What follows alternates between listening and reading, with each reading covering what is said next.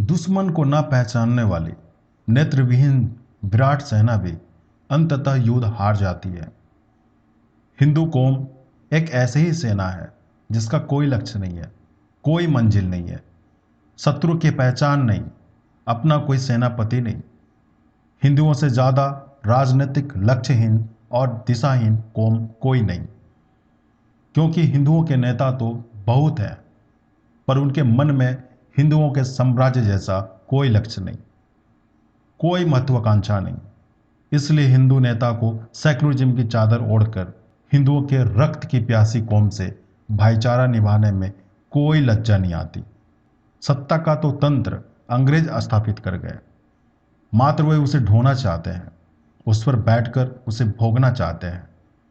यही हिंदू नेताओं की महत्वाकांक्षा है। जबकि कम्युनिस्टों, मुसलमानों और ईसाइयों का स्पष्ट राजनीतिक लक्ष्य है। कम्युनिस्ट भारत में साम्यवादी शासन चाहते हैं, मुसलमान शरीयत कानून वाला इस्लामिक भारत चाहता है और ईसाई बाइबिल वाला रोमानिया भारत। पर हिंदू के मन में ऐसा कोई लक्ष्य नहीं है। उनके पास चीन, अरब और रोम का मॉडल है, पर हिंदुओं के पास ऐसा कोई मॉडल नहीं। हिंदुओं से राजनीतिक लक्ष्य की बात करो, महंगाई, बेरोजगारी और गरीबी से मुक्ति से आगे उनकी कोई सोच नहीं होती। जबकि महंगाई, बेरोजगारी और गरीबी जैसी बीमारियां इसी राजनीतिक लक्ष्यहीनता के कारण है। जिस दिन हिंदू मन स्वराज, हिंदू साम्राज्य और अखंड भारत बनाने की महत्वाकांक्षा से भर जाएगा, उस दिन भारत महंगाई, बेरोजगारी और गरीबी जैसी बीमारियों से स्वतः मुक्त होने लगेगा। हिंदुओं की राजनीतिक दिशाहीनता का इतिहास सदियों पुराना हो चला है। जिन्ना डायरेक्ट एक्शन डे की घोषणा करता है, परंतु हिंदू उसके प्रति भी मुक्त दर्शक रहता है, जबकि वो जानता है कि दूसरा पक्ष कभी भी कार्रवाई करके हमारा कत्लेआम कर सकता है।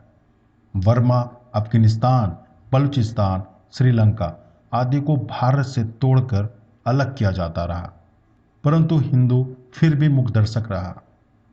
1947 में भारत का 31% हिस्सा काटकर मुसलमानों को दे दिया जाता है, परंतु हिंदू फिर भी मुक्त दर्शक रहता है और पाकिस्तान देने के बाद भी मुसलमानों को भारत में बसा लेता है। 1947 में रोके गए मुसलमान आज फिर भारत विभाजन की मांग कर रहे हैं। शेष भारत में हजारों एकड़ भूमि वक्फ बोर्डों के नाम कर दी जाती है, परंतु हिंदू फिर भी मुक्त दर्शक रहता है।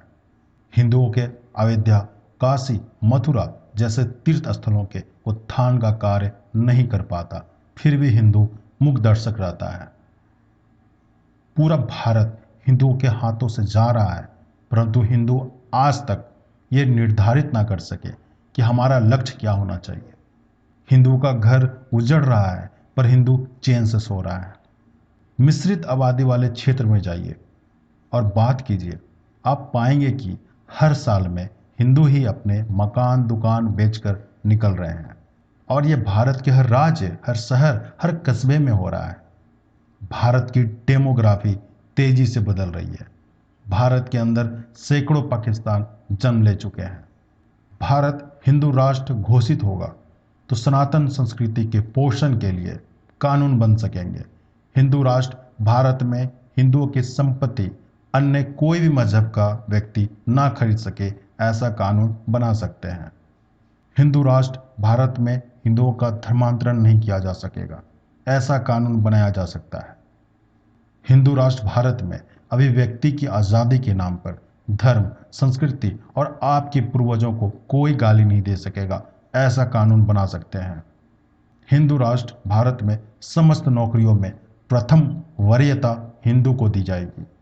बिना जाति भेदभाव के हिंदुओं को आर्थिक आधार पर आरक्षण होगा। सेकुलर भारत अपंग और असहाय है, वो अपनी संस्कृति और मूल प्रजा की रक्षा के लिए कोई कदम नहीं उठा सकता, चाहे सत्ता पर कोई भी क्यों ना बैठा हो। अंग्रेजों द्वारा थोपे गए संविधान और शासन तंत्र को इसी प्रकार हम ढोते रहेंगे तो एक दिन वह आएगा कि भारत के हर संसाधन पर और सत्ता पर मुसलमानों का शासन होगा, और जिस दिन वह सत्ता के शीर्ष पर कोई मुसलमान पहुंचेगा उस दिन संविधान का पालन नहीं होगा, बल्कि शरिया लागू कर भारत को इस्लामिक राष्ट्र घोषित कर दिया जाएगा। तब हमें वही मिलेगा जो मुसलमानों के 800 साल के शासन में काफिरों को मिलता रहा। वही मिलेगा जो पारस में पारसियों को मिला, सीरिया में यजुर्वेदी यजीदियों को मिला। हिंदू नेता भारत को हिंदू राष्ट्र बनाने में हिचकते हैं, उसकी बात तक करने से डरते हैं, उस पर चर्चा परिचर्चा करने से उनके हाथों में कंपन शुरू हो जाती है। परंतु याद रखना, जिस दिन मुसलमान सत्ता के शीर्ष पर होगा, उस दिन इस्लामिक राष्ट्र घोषित करने में उन्हें तनिक लज्जा, हिचक और देर नहीं होगी। इस्लामिक भारत में जो रोड़ा बनेगा, उसे पारसियों, यजीदियों, सिंध और कश्मीरी हिंदुओं की तरह काट दिया जाएगा।